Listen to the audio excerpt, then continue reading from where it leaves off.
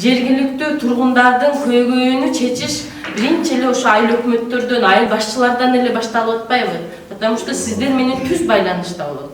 Укугуну билдирүү, ошого жеткирүү дагы сиздердин көз каранды болуп турат да.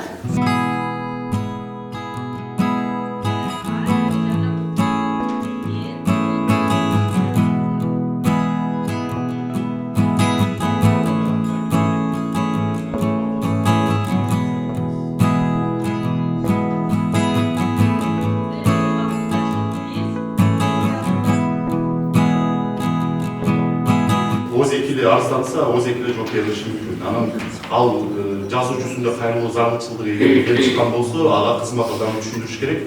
Жазуу түрүндө кайрылууну.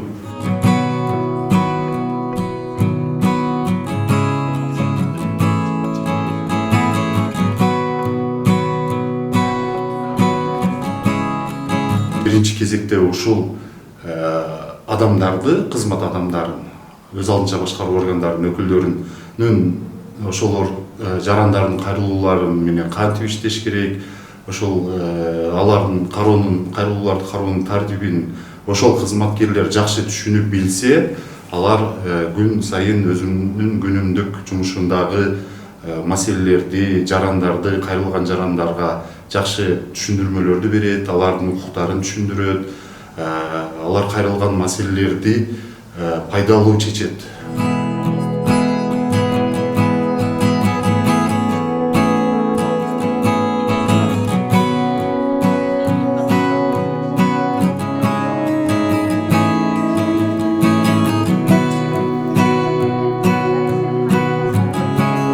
Укугуңду бил долбоорунун алкагында өтүп аткан семинар аябай пайдалуу болду биз үчүн.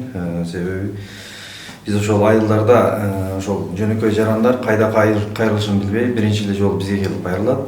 Биз ошол жарандарга дагы да багыт бергени бүгүнкү ошол семинар аябай пайдасын тийгизип, биз көптөгөн ошол өзүбүзгө тиешелүү аябай жакшы маалыматтарды алдык жана ошол жарандардын кайда кайрылуусу боюнча дагы ошолорго кеңеш берүү үчүн дагы өзүбүзгө аябай жакшы тажрыйба пайдаларды алдык.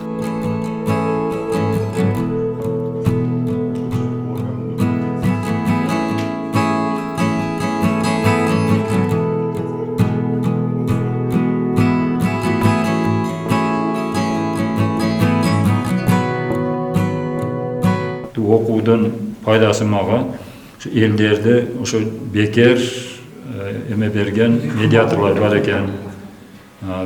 Бекер окутуп турган эмелер бар экен, адвокаттар. Эми ошолорду телефондорун алдым. Ошол биздин дагы айылдагыларга ошолорду жеткирип, түшүнбөгөн сурооңор боюнча ошолорго кайрылгыла.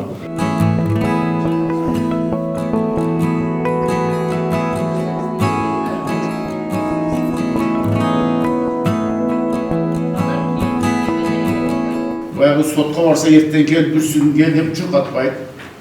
Биз сразу эле момент экөөнү келиштиребиз, чечебиз. Основной медиация ошол. Азыр Кыргызстан боюнча жаңы уюшулуп атат. Кыргызстан боюнча 72 медиатор бар экен бизге ошол. Экөөбүз мына экөөбүз отурабыз азыр.